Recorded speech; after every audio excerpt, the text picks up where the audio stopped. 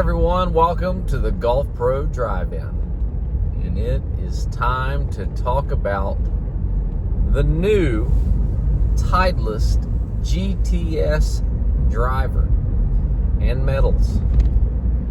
I really wanted to shoot this video on Monday, which is the day that I've got fit for my clubs, but I was like, well, let me make sure nothing's going on that I can't talk about it yet.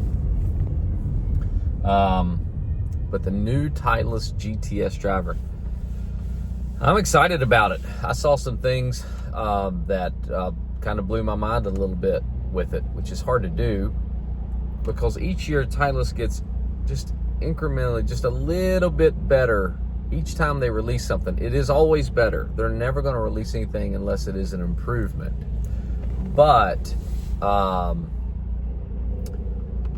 it's certainly an improvement. You wouldn't necessarily know that just by looking at it because they're just so traditional in how they the aesthetics of the club head and just what it looks like. They just don't change those things up a whole lot. The size of the club, the shapes, the colors, the graphics, they keep them very, very traditional from generation to generation. So that'll be the first thing you notice when you see it. It's very traditional, and there's a lot of pictures out there floating around. Titleist has released pictures and everything like that. But anyway, let's get into the meat of that fitting and the things that I experienced. Now, from a technology standpoint, I really can't tell you a whole lot. And to be honest with you, I was there for one thing and one thing only. That was to see the product and to get fit for it for myself, so I can have the best performance that I can possibly have. I got to see components of the club and things like that, but I did not do a deep dive into the technology that is behind it. We really didn't go into that. It was discussed, but not at any great length for me to be able to say, well, it's got this and that and everything else. What I will tell you is the components of the club. So I saw features of the club head, kind of blew me away. It's unbelievable to me what Titleist is able to do with materials and to manufacture the golf club any of the golf clubs that they manufacture. And that's not just the metals and the drivers. That's the irons. That's everything. There's so much technology, aerodynamics, and everything else that go into these golf clubs. Where the weighting is, man, it's really neat. I would love to one day go to their facilities and scope some of that stuff out. But it's just and to hear some of the stories behind how they come up with these materials, why they work well with each other, and this and that. It's really neat, but it plays a huge role in the overall performance of these golf clubs. And so I currently play a Titleist GT3 driver. I've pretty much played the 3 model of a TS3, a TSR3, GT3. I've played those models for several years now. And a lot of it just has to do with the shape. I love the shape of that club head. I've pretty much played that my entire career. It's a shape that I love. And then, like I said, the nice thing about Titleist is they don't change those things very often. So every year they come out with a new club or a new driver, I can look down on basically the exact same thing that I had before. And it's just easy to move to the next generation of club whenever you do that. So I got a GT3. I have a 9-degree head, standard weight settings. It's neutral. It's about a D4 swing weight. And so when I got with the fitter, we talked about that. And we talked about, the first thing we talked about was, after that, was my miss. Where do I miss it? And there's some swing things in there that caused us ultimately, but there's some things that we can do to the club head to help with it. And so I told him, like, normally I don't miss too much to the left. If I miss to the left, I'm just going to be in the right rough or something like that. It's not going to be like out of bounds or out of play. Where I'm going to hit it out of play or out of bounds is going to be to the right. I'm going to hit a shot that starts right and it's going to move right. Why? Because I generally have the club face about 1 degree shut of whatever my path is. And my path is normally very, very neutral. I might be 1 degree in to out, 1 degree out to in. It's super neutral most of the time. So if my club face is going to be 1 degree shut of whatever my path is, I need to be have a slightly more left path. So like a 2 to the left swing path. And if I can create that, then I can hit some really nice tight draws. What happens is, because I'm very neutral, I'll come into my swing path will be almost a 0, but my club face will be 1 degree shut. So now that golf ball is going to start slightly right of my target and then draw away from it instead of drawing in towards it. And if I have a poor swing where, let's say, the club face is still about a degree shut and I swing 2 degrees in to out, well, now it's going to hook off the plan. It's going to start right and it's going to move right. That's whenever I get into trouble. And I've actually tried to do some different things to my GT driver to help with that, adding lead tape, some different things for the current model that I'm playing. And some of it helps, but it's not a perfect remedy. So after addressing that, we hit my driver, and my numbers look pretty good with it. I'm launching it at about 12. I'm spinning it somewhere around 2,300 RPMs. Good solid numbers. And then I hit that shot that I don't like. And when I hit that shot, obviously my launch goes down, so I lose some carry. But my spin goes down to like 1,700. So it's just falling out of the air. It doesn't have enough spin to hold it in the air either. There's just a lot of bad stuff going on there that actually makes that right shot even worse. And so the fitter tells me, he says, look, what I wanted to do is when you hit one out to the left, your spin's still really good. You're still spinning at 2,600 RPM, so it's good. But when you hit that one to the right, you're losing almost 1,000 RPMs. It's like 1,700 RPMs. What I'd like to do is I'd like to get those spin numbers to balance out a little bit more. And he's like, and I would like to do something that can help you with that right miss, that maybe we miss it less often. And so the very first club he hands me that he's altered, it was awesome. I mean, immediate impact. I hit 3 balls with it, and I'm like, I don't know what you did to it, but this is phenomenal, because I hit 2 shots with that club that I thought were going to start right and move right like the others, and it didn't. It either held there and was actually virtually straight, or it started just a fraction right but didn't continue to move. I'm like, whatever you did, that's a home run. And sorry, going to cross some speed bumps here. So I'm like, this is really, really good. But I noticed something. It was a little bit higher, and I don't mean like the overall height. The overall height was maybe 10 feet higher than my normal shots. It was higher off of just it launched higher.